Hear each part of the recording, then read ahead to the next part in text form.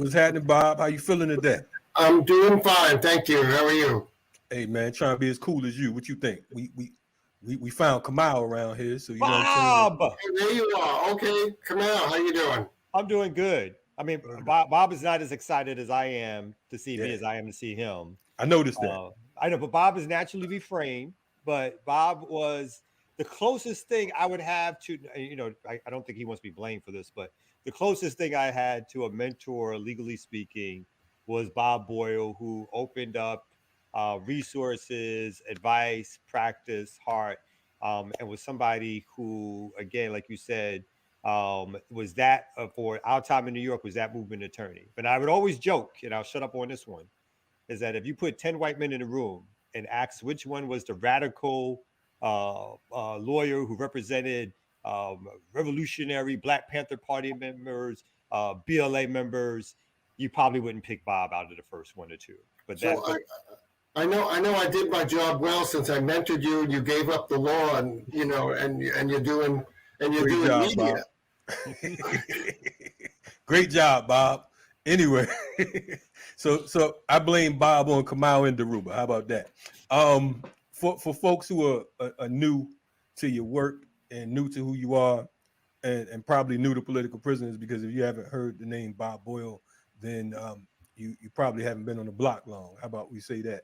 Can you give us a brief of how you came into representing political prisoners, what brought you into law, and some of the political prisoners that you've represented? Sure, and once again, thank you for having me, and thank you to your viewers and listeners for tuning in today. No doubt. Yeah, I got involved in this kind of work when I was a college student. I went to the State University of New York in the mid-1970s, and as part of, I was a sociology major, and as part of the work that we did, we had a program inside Greenhaven Prison, maximum security prison in upstate New York, near Poughkeepsie, if people know that area. And I was one of the students who was working in that program. And in that program, we met every week, every Wednesday night, I remember. We drove out to Greenhaven, and the prisoner inmate members of that program were Dhoruba Bin Wahad, then known as Richard Dhoruba Moore, Jamil Alameen, formerly known as H.Rap Brown, Robert Seth Hayes, Teddy Heath, also two former members of the Black Panther Party and Black Liberation Army, and and others. And this was in of course, the few years after Attica, when the prison population was politicized. So while we went in there as wide-eyed, primarily white students, we thought we were gonna we were all very good liberals, and we thought we were gonna help the prisoners. And we got in there and we were sat down. We were told to sit down and shut up and listen to what they had to say. Right. And you could probably guess the one that told us to sit down and shut up.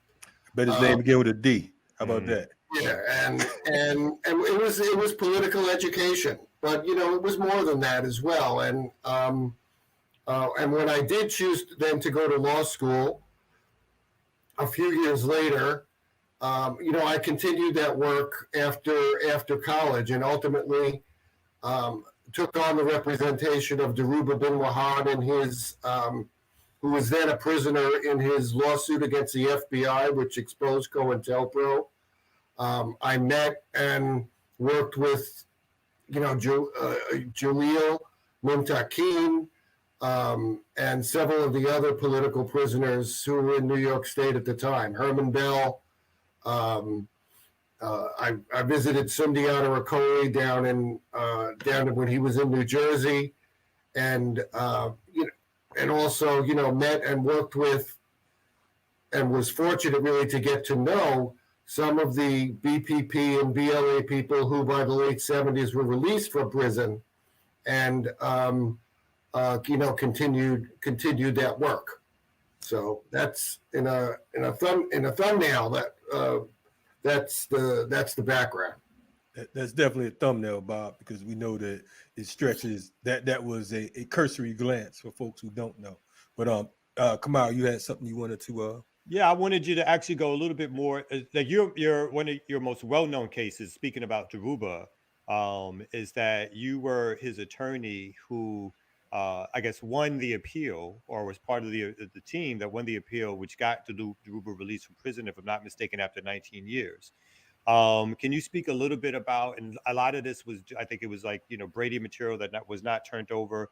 Can you Sure. speak a little bit about that case? Because, at the time he was in prison, people did not think that he had a chance. He's one of the few who, instead of spending 50 and 60 years in prison, as a lot of our political prisoners have, that got out, relatively speaking, this is by no means a short time, but if I'm not mistaken, got out after about 19 years. Can you speak to that case a little bit? And add on to that. I mean, add on about the files as well. The files. Well, sure, and I agree with your statement that when we say somebody only did 19 years in prison, it really points to what's been happening.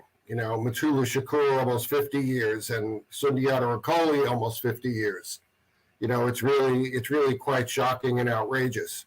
But before I was involved in Dhoruba's case, he was one of the Panther 21, which was a well-known conspiracy case out of New York City, where members of the Black Panther Party were charged with conspiracy to commit certain acts of violence in or around New York City. Nothing ever happened, but they were put to trial, and after 2 years, were acquitted of all charges. Afeni Shakur, as people know, the mother of Tupac, was one of the defendants, as were several other well-known Panthers. But unbeknownst to them, they were targeted by the FBI's counterintelligence program known as COINTELPRO, which during the course of that case initiated and implemented, a program to really divide and destroy the Black Panther Party, which was, and this is a whole topic that we could go into another time, but was real, there was a lot of success to that. By 71, 72, the Black Panther Party was split into two factions. The movement as a whole was disenchanted, and a lot of it goes back to COINTELPRO. So Dhoruba is, after the Panther 21 case, arrested for the attempted murder of 2 police officers claimed by the Black Liberation Army. And he stood trial. His first trial ended in an acquittal, a hung jury. And his third trial, actually, it was where he was convicted and got 25 to life. In the meantime, there was stories in the media about uncovering the program known as COINTELPRO, when some activists burglarized a FBI office in Pennsylvania and stole files and gave them to NBC. I always thought there should be a movie about that, but it's and COINTELPRO was exposed, and Dhoruba read some of those stories, and he sent a letter to his trial attorney, Bob Bloom, and said, Bob, we should file a civil lawsuit charging that I was a victim of COINTELPRO and, request all of these files. And Bloom, who was not a civil litigator, did so. And the case lingered for a few years. I won't go to those boring details, but motions to dismiss and so forth and so on.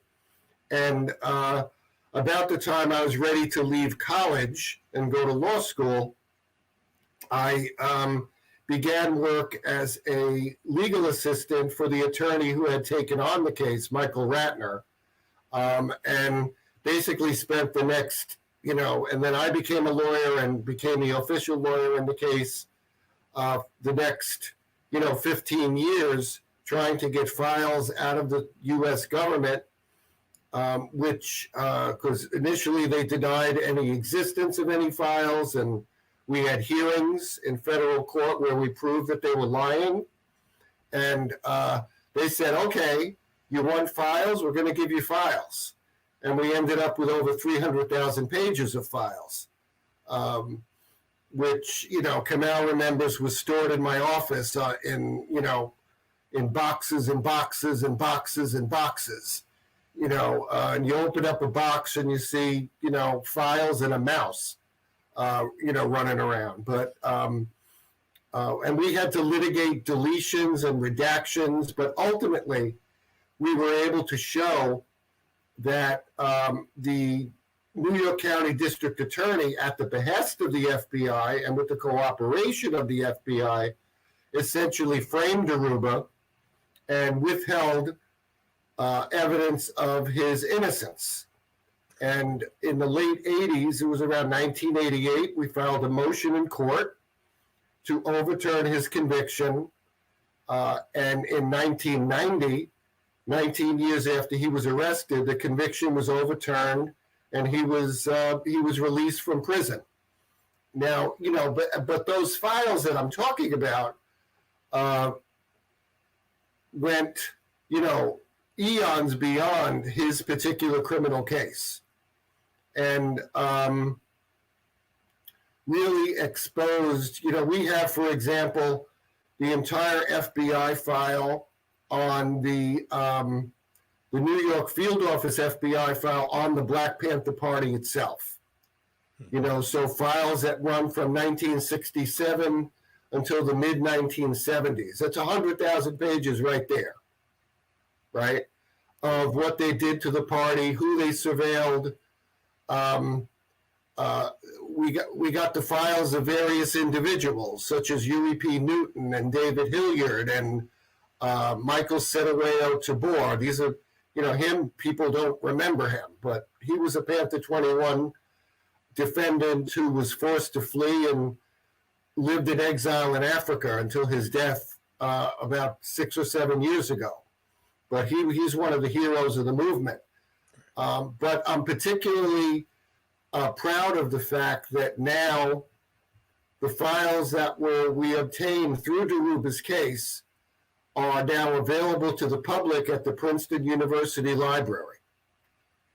It's only being set up right now, but if you go on the web to the Princeton website and punch in Dhoruba Bin Wahad or even Robert Boyle, you'll have a link to how to get access to those files, which was a very great. So hopefully,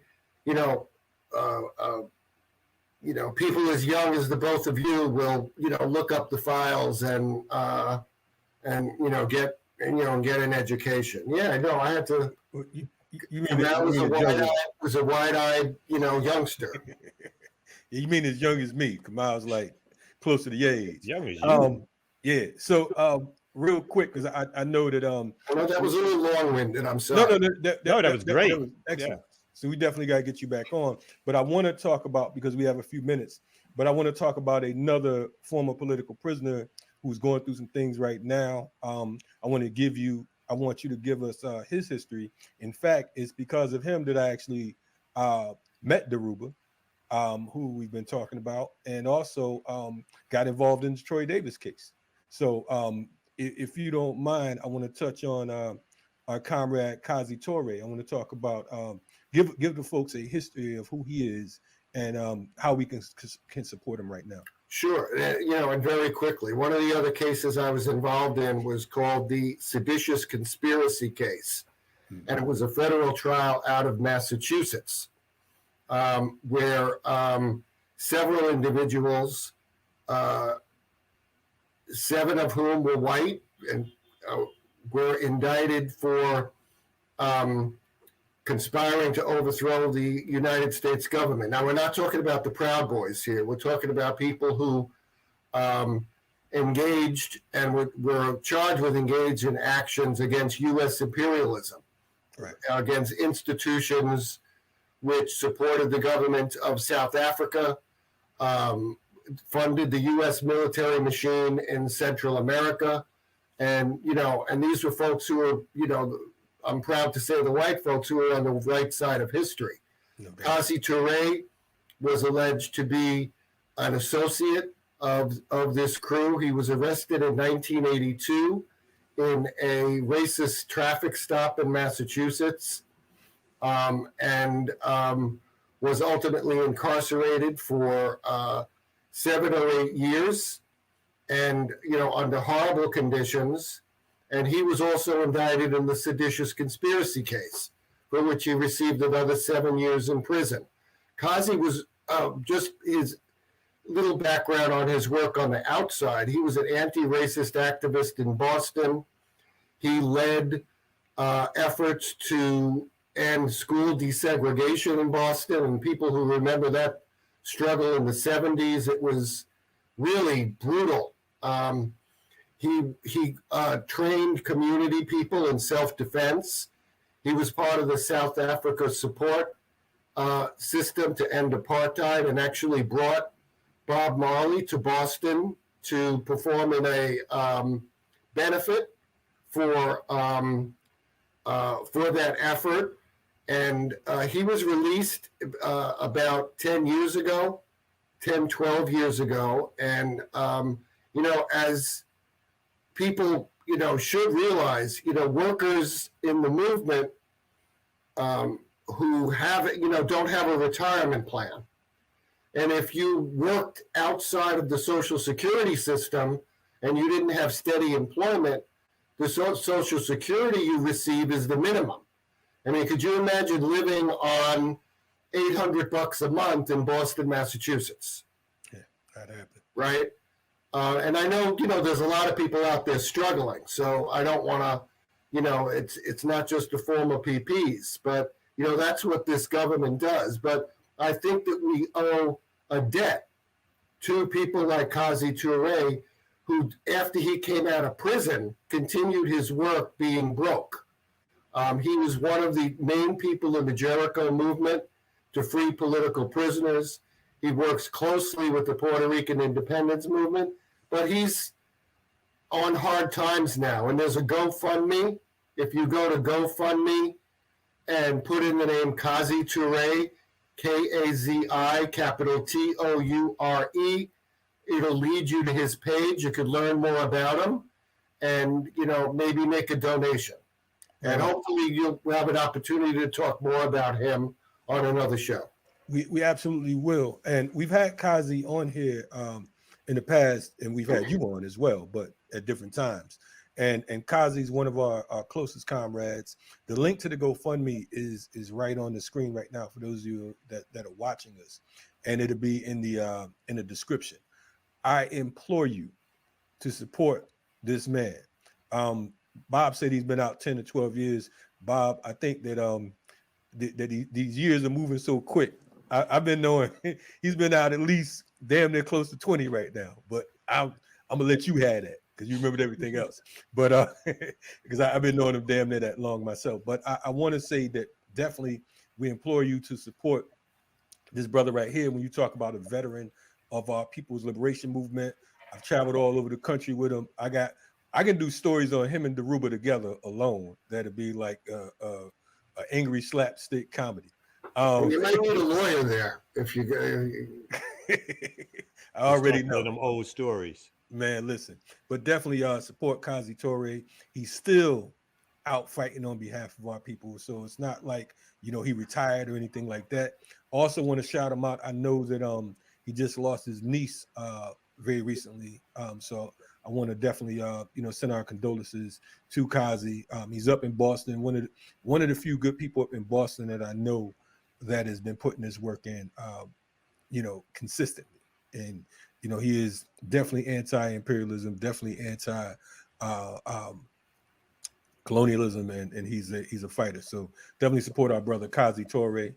Put something on it, whatever amount you could, and we appreciate that. Bob, we definitely appreciate you coming on. We have another freedom fighter coming on next, former political prisoner that you mentioned, Jalil Muntaqim. I don't know if you want to stick around. If you want to stick around and chop it up with Jalil, we're gonna go to a quick break, and we're gonna bring Jalil back on after the Ear Doctor does what he does. All right.